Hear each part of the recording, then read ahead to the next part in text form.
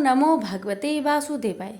प्यारे भक्तगणों, आज मोहिनी एकादशी व्रत की पावन दिन में श्रवण करें 11 माता की व्रत कथा। एकादशी व्रत के दिन जो भी भक्त विष्णु भगवान का ध्यान करते हुए एकादशी माता का पूजन करेगा और इन कथाओं को बड़े ही श्रद्धा से पूरा श्रवण करेगा, उसके सभी कष्ट दूर हो जाएंगे और उसे मोक्ष की प्राप्ति होगी। एक बुढ़िया माँ एक बार 11 माता का व्रत रखी, बड़े ही भाव भक्ति से पूजा अर्चना की। उन्हें वृद्ध अवस्था में क्या बाधा थी, वो तो अपने पुत्र पौत्रों की सुख सुविधा के लिए व्रत रखने लगी। वे दिन भर तो जरा कठोर मन करके अपनी प्यास को रख रही। दिन में पूजा पाठ किया, कथा सुनी और पंडित जी को मिट्टी के पात्र में भरकर पानी और ऋतुफल दान दिया। दोनों भर भर कर बूरा वितरण किया। उन्हें गर्मी के कारण बहुत बेचैनी हो रही थी। इस कारण से बड़ी देर तक पानी में पड़ी रही और पानी की कुल्ला करती रही, मुंह धोती रही। तब कहीं थोड़ा बहुत धैर्य बंध पाया। धूप तो तेज पड़ रही थी, इस कारण बार बार मुंह सूख रहा था। बूढ़ी माँ बहुत बेचैन हो रही थी। एक बुढ़ापा और दूसरे ये भयंकर गर्मी, वृद्ध अवस्था की स्थिति तो कुछ दूसरे ही प्रकार की होती है। ऐसे तैसे रो धो के दिन कट पाया। अब पहाड़ सी रात सामने थी, उसका काटना बड़ा ही कठिन दिखाई दे रहा था। खटिया पर पड़े शांति नहीं मिल रही थी। वे बार बार करवट बदल रही थी। अनेक बार वो बाहर जाती और भीतर आती। उन्हें घर के अंदर शांति नहीं थी। वे पड़ी पड़ी एकादशी माता का स्मरण करती रही। वे कहती रही कि हे माता जी, आप मेरी लाज रखेगा, आप ही मुझे शक्ति दे दीजिएगा जिससे मैं भली भांति आपका व्रत कर सकूं और ये पहाड़ सी रात शांति पूर्वक व्यतीत हो सके। प्यास के कारण बूढ़ी माँ की बेचैनी तो बढ़ ही रही थी। उन्होंने धैर्य रखने का बहुत प्रयास किया, किंतु सहनशीलता की सीमा टूट गई और वे घबराकर एकदम चिल्ला पड़ी। बोली, बचाओ बचाओ बचाओ। अम्मा का चिल्लाना सुनकर परिवार भर के नर नारी, बच्चे और पड़ोसी एकत्रित होकर बूढ़ी अम्मा की खटिया के समीप पहुंच गए। सबने पूछा, अम्मा जी, आपको क्या हो गया? आप क्यों चिल्ला पड़ी है? आप इस वृद्धावस्था में ये कठिन व्रत क्यों कर रही हैं? अम्मा जी ने कहा, शक्ति से ही भक्ति होती है। थोड़ी ही देर में वे फिर से बोली कि अरे, हमारे प्राण तो ही निकल जा रहे हैं। मेरी छाती पर ठंडे पानी का घड़ा रख दीजिए। नातियों ने दादी की छाती पर ठंडे पानी का पात्र रख दिया। तब कहीं उन्हें थोड़ा बहुत आराम मिला और थोड़ी देर के लिए उन्होंने अपनी आंखें बंद कर ली। एकादशी माता ने सोचा कि ये बूढ़ी अम्मा है तो बहुत कठोर, जरा जाकर उसकी परीक्षा लेनी चाहिए। वे आधी रात को मुर्गा बनकर टेर लगाने लगी। मुर्गा की आवाज सुनकर दादी जल्दी से उठी और बाहर जाकर आसमान की ओर देखा, किंतु आसमान में कहीं उन्हें प्रातःकालीन तारा दिखाई नहीं दिया। वे सोचने लगी कि ये मुर्गा क्यों और कैसे बोल गया है। वे तो आधा रात मालूम प्रतीत होता है। उन्हें प्यास तो बहुत लग ही रही थी। थोड़ा बहुत उनका मन भी विचलित होने लगा था, किंतु अंत में उन्होंने दृढ़ निश्चय किया कि मैं अब व्रत को पूर्ण करके ही छोड़ूंगी, चाहे कुछ भी हो जाए, मेरा प्राण ही क्यों ना निकल जाए। ये सोचकर फिर वे खटिया पर शिथिल होकर सो गई। थोड़ी ही देर में एकादशी माता ने उनकी फिर से परीक्षा लेनी चाहिए। एक छोटी सी बालिका एक गिलास में शरबत लेकर उनके सिरहाने खड़ी हो गई और जोर से बोली, दादी जी, सवेरा हो गया, हाथ मुंह धोकर शरबत पी लीजिएगा। पहले तो शरबत का गिलास देखकर उनका मन ललचाने लगा, किंतु अचानक व्रत का स्मरण हो आया और उन्होंने सोचा कि मैं किसी भी प्रकार से अभी शरबत नहीं पी सकती हूँ और वे शांतिपूर्वक अपनी खटिया पर लेट गई। फिर थोड़ी देर में उन्हें ऐसा लगा कि जैसे किसी ने उन्हें पानी के कुएं में पटक दिया हो। वे बड़ी देर तक उस कुएं में हाथ पांव चलाती रही, किंतु उन्होंने अपने मुख में पानी की एक बूंद भी नहीं जाने दी और वे दृढ़तापूर्वक अपना व्रत पालन करती रही। थोड़ी ही देर में न जाने कहां से सामने आग जलने लगी, जिससे भारी गर्मी बढ़ने लगी। प्यास के कारण प्राण निकलने लगे, किंतु बूढ़ी अम्मा का कुछ भी नहीं बिगड़ पाया। वे जहां की तहां मुस्कुराती हुई बैठी रही। थोड़ी ही देर में बाहर प्रकाश दिखाई देने लगा। ऐसा लगा कि जैसे सवेरा हो आया। बूढ़ी अम्मा ने जब बाहर निकलकर देखा तो समझ गई कि अभी सवेरा होने में 3-4 घंटे की देरी है। यह जानकर वे शांति पूर्वक इधर उधर घूमने फिरने लगी। एकादशी माता ये बात अच्छी तरह से समझ गई कि ये बूढ़ी अम्मा किसी भी प्रकार से अपने व्रत से नहीं टल सकती। वे उनके सत्य व्रत को ही अच्छी तरह से समझ गई। सवेरा होते ही बूढ़ी माँ ने स्नान किया, भगवान का पूजा पाठ किया, एकादशी माता की कथा सुनी, ब्राह्मणों को दक्षिणा देकर भोजन करवाया। तब कहीं बूढ़ी अम्मा ने जल ग्रहण किया। कन्याओं को भोजन कराने के बाद अम्मा ने भोजन किया। उस श्रेष्ठ व्रत के प्रताप से बूढ़ी अम्मा की आयु में वृद्धि हो गई। उनका घर परिवार हरा भरा हो गया। घर में अब उनके कोई भी अभाव नहीं रहा। वे हर तरह के सुख साधनों से संपन्न हो गई। नाती नातिनों से उनका घर भर गया और वे उसी दिन से 12 महीने की एकादशी का व्रत करने लगी। एकादशी माता के व्रत के प्रताप से इस संसार में हर प्रकार के सुख भोग कर अंत में बैकुंठ धाम को चली गई। से बोलिए एकादशी माता की जय। प्रेम से बोलिए लक्ष्मी नारायण की जय। जय श्री कृष्ण, राधे राधे। प्यारे भक्तगणों, आज की वीडियो में आप सभी श्रवण करेंगे बड़ी ही दुर्लभ 11 माता की व्रत कथा। इनकी कथाओं को जो भी भक्त 11 के दिन श्रद्धा पूर्वक श्रवण करता है, उसकी सभी मनोकामना 11 माता अवश्य पूर्ण करती है। तो आइए बड़े ही श्रद्धा से प्रसन्नचित मन से कथा को पूरा अवश्य सुनिएगा।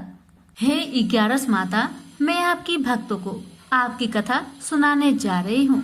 अगर हमसे अनजाने में कुछ गलती हो उसे क्षमा करना और अपनी सभी भक्तों की मनोकामना को पूर्ण करना। कथा इस प्रकार है। एक बार एक राज्य में एक राजा रहते थे। राजा बहुत ही बुद्धिमान और बलशाली थे। राजा सदैव अपनी प्रजा का बहुत अच्छे से ध्यान रखते थे। प्रजा भी अपने राजा को बहुत पसंद करते थे। राजा की 2 बेटियां थी। राजा अपनी दोनों बेटियों से बहुत प्रेम करता था। राजा की छोटी बेटी देखने में बहुत सुंदर और आकर्षक थी और राजा की बड़ी बेटी छोटी बेटी के मुकाबले थोड़ा कम सुंदर थी। राजा की छोटी बेटी 11 माता का पूजन किया करती थी और सभी लोग राजा की छोटी बेटी से बहुत प्रेम करते थे और बहुत प्रशंसा करते थे। राजा भी अपनी छोटी बेटी को बड़ी बेटी से अधिक प्रेम करते थे, जिस कारण राजा की बड़ी बेटी अपनी छोटी बहन से बहुत नफरत करने लगी। राजा की दोनों बेटियां जब बड़ी हो गई, तब एक पड़ोस राज्य में रहने वाला राजकुमार राजा की बड़ी बेटी के लिए रिश्ता लेकर आया। लेकिन जैसे ही उस राजकुमार की नजर राजा की छोटी बेटी पर पड़ी, तो वह राजकुमार राजा की छोटी बेटी पर आकर्षक हो गया और उससे पहले नजर में ही प्रेम कर बैठा। उस राजकुमार ने राजा की बड़ी बेटी के साथ विवाह करने से मना कर दिया और उसने राजा से कहा कि मैं आपकी छोटी बेटी से विवाह करना चाहता हूँ। जिसके बाद राजा की बड़ी बेटी यह देखकर अपनी छोटी बहन से बहुत क्रोधित हो गई और राजा की बड़ी बेटी ने अपनी छोटी बहन को अपना सबसे बड़ा दुश्मन मान लिया। राजा की बड़ी बेटी ने अपनी छोटी बहन से बदला लेने का निर्णय लिया, जिसके लिए उसने अपनी छोटी बहन को जान से मारने का प्लान बनाया। राजा की बड़ी बेटी ने अपनी छोटी बहन को मारने के लिए सबसे पहले एक लड्डू में जहर मिलाकर अपनी छोटी बहन को दे दिया और उसको लड्डू खाने के लिए कहा। लेकिन लड्डू खाने के बाद भी छोटी बहन को कुछ नहीं हुआ। बड़ी बहन यह देखकर बहुत आश्चर्य में पड़ गई, लेकिन बड़ी बहन ने हार नहीं मानी और उसने जब रात में छोटी बहन अपने कमरे में सो रही थी, तब एक मटके में सांप रखकर उसे कमरे में छोड़ दिया ताकि छोटी बहन को डस ले और उसका काम तमाम हो जाए।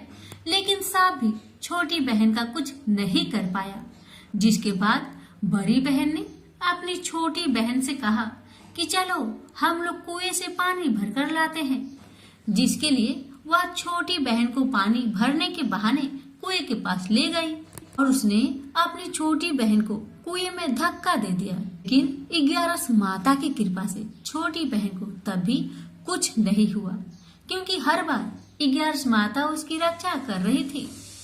और उधर बड़ी बहन अपने सारे प्रयासों के बाद असफल हो रही थी, जिससे वह बहुत क्रोधित हो जा रही थी। फिर उसने अपनी छोटी बहन के पास जाकर उससे खुद पूछा कि मेरी छोटी बहन, तुमको पता है भगवान ने सबकी मृत्यु एक निश्चित समय पर लिखी हुई है, और कैसे तुम्हारी मृत्यु होगी क्या यह तुम जानती हो? तब छोटी बहन ने अपनी बड़ी बहन को बताया कि हाँ, मैं जानती हूँ मेरी मृत्यु कैसे होगी। छोटी बहन से यह सुनकर बड़ी बहन मन ही मन बहुत प्रसन्न होने लगी और उसने अपनी छोटी बहन से कहा कि तो मुझे अपनी मृत्यु की राज बताओ। छोटी बहन ने अपनी बड़ी बहन से कहा कि मेरी मृत्यु तो एक तोते में है, जो तोते के गले में एक हार है, उसी में मेरा प्राण छुपा हुआ है। जब तक कोई भी व्यक्ति तोते को मारकर वह हार अपने गले में पहनेगा तो मैं मूर्छित हो जाऊंगी, और जैसे ही उस हार को अपने गले से उतारेगा तो मैं वापस जीवित हो जाऊंगी। अपनी छोटी बहन की मृत्यु का राज जानकर बड़ी बहन बहुत खुश हो गई और वह अपनी छोटी बहन को मारने के लिए उसके पालतू तोते को ढूंढना शुरू कर दिया। और छोटी बहन को इस बात का आभास तक न हुआ कि कोई उसकी जान लेना चाहता है, जिसके लिए वह अपने पिताजी के पास गई और उसने अपने पिताजी से कहा कि पिताजी, मेरी मृत्यु के बाद आप मुझे जलाइएगा मत, बल्कि आप मुझे अपनी पुरानी हवेली में एक पलंग में लेटाकर छोड़ दीजिएगा। अपनी छोटी लड़की की यह बात सुनकर राजा बहुत आश्चर्य में पड़ गया और उसने अपनी बेटी से पूछा, बेटी, तुम यह क्या कह रही हो? तब राजा की छोटी बेटी ने बताया, पिताजी, समय किसी के लिए नहीं रुकता है, कब क्या हो जाए किसी को कुछ पता नहीं है। और फिर राजा ने अपनी छोटी बेटी से कहा कि तुम ऐसी बातें क्यों कर रही हो? 2-3 दिन में तुम्हारा विवाह है। लेकिन छोटी बेटी ने अपने पिताजी को ऐसा करने पर मजबूर कर दिया और उसने वचन ले लिया। राजा ने भी अपनी छोटी बेटी की बात स्वीकार कर ली और 2-3 दिनों के बाद जब शादी का समय आया, तब राजकुमार बारात लेकर राजा के घर आया और राजकुमार और राजा की छोटी बेटी का विवाह शुरू हो गया। जैसे ही राजा की छोटी बेटी राजकुमार के साथ फेरे लेना शुरू करती है, तो उसकी बड़ी बहन अपनी छोटी बहन के कमरे में जाकर उसके तोते को पकड़ लेती है और उसको जान से मार देती है। तोते के गले में जो हार था उसको अपने गले में धारण कर लेती है। जैसे ही बड़ी बहन उस हार को अपने गले में धारण करती है, तो उधर छोटी बहन 3.5 ही फेरे ले पाती है और वह फिर बेहोश होकर गिर जाती है। जिसके बाद राजा ने बड़े बड़े हकीमों को बुलवाया और अपनी छोटी बेटी का इलाज करने के लिए कहा। राजा की बात सुनकर वैद्य ने छोटी बेटी को जब चेक किया, राजा को बताया कि आपकी छोटी बेटी ना तो जीवित है और ना मरी हुई है। यह मैं ऐसी पहली बार देख रहा हूँ। राजा ने वैद्य और हकीम को ये बात बाहर बताने से मना कर दिया कि अगर तुमने यह बात किसी को बाहर बताई तो मैं तुम्हें फांसी दे दूंगा। राजा ने ऐसे दोनों को धमकाया। राजा ने अपनी छोटी बेटी को पुराने महल में जाकर एक पलंग में लेटा दिया और वहां पर कुछ सैनिक को तैनात कर दिया। वापस अपने महल पर आ गया। राजा की बड़ी बेटी अपने पिताजी के पास आई और कहने लगी, पिताजी, अगर यह शादी संपन्न नहीं हुई तो आपकी इज्जत का क्या होगा? आप कहे तो मैं आपकी इज्जत बचाने के लिए राजकुमार से शादी करने के लिए तैयार हूँ। जिसके बाद राजा ने अपनी बड़ी बेटी की बात मान ली और राजा ने बड़ी बेटी को छोटी बेटी के कपड़े पहनाकर मंडप पर भेज दिया। लेकिन राजकुमार यह जान गया कि यह राजा की छोटी बेटी नहीं बल्कि बड़ी बेटी है। लेकिन जब राजकुमार ने शादी करने से मना किया तो सभी लोग ने राजकुमार को विवश करके राजा की बड़ी बेटी से बचे हुए फेरे संपन्न करा दिए और विवाह करवा दिया। जिसके बाद राजकुमार राजा की बड़ी बेटी को अपने महल ले गया। राजकुमार राजा की बड़ी बेटी से ना तो बात करता था, नहीं उसको पसंद करता था और ना ही उसके आसपास भटकता था। और राजकुमार ने यह फैसला लिया था कि वह अपनी प्रेमिका को ढूंढ कर रहेगा और यह जानकर रहेगा कि उसके साथ क्या हुआ है। एक दिन राजकुमार अपने घोड़े पर सवार होकर राजा के पुराने महल के पास पहुंच गया, जहां पर उसने कुछ सैनिकों को देखा। महल के पास पहुंचकर राजकुमार ने जब महल को ध्यान से देखा तो वह समझ गया कि यह तो हमारे ससुर जी का महल है। तब राजकुमार ने सैनिकों से पूछा, तुम लोग यहाँ क्या कर रहे हो और इस महल के अंदर उस पलंग में कौन लेटा हुआ है? जिसके बाद सैनिकों ने बताया कि यहाँ पर राजा की छोटी बेटी लेटी हुई है। यह सुनकर राजकुमार बहुत प्रसन्न हुआ और चिंतित भी हुआ। वह तुरंत अपनी प्रेमिका के पास पहुँच गया और उसकी सेवा करने लगा। जैसे ही रात हुई तो राजा की छोटी बेटी उठकर खड़ी हो गई। राजकुमार यह देखकर बहुत खुश हुआ और उसने अपनी प्रेमिका से पूछा कि तुम यहाँ क्या कर रही हो? तुम मेरे साथ मेरे घर चलो।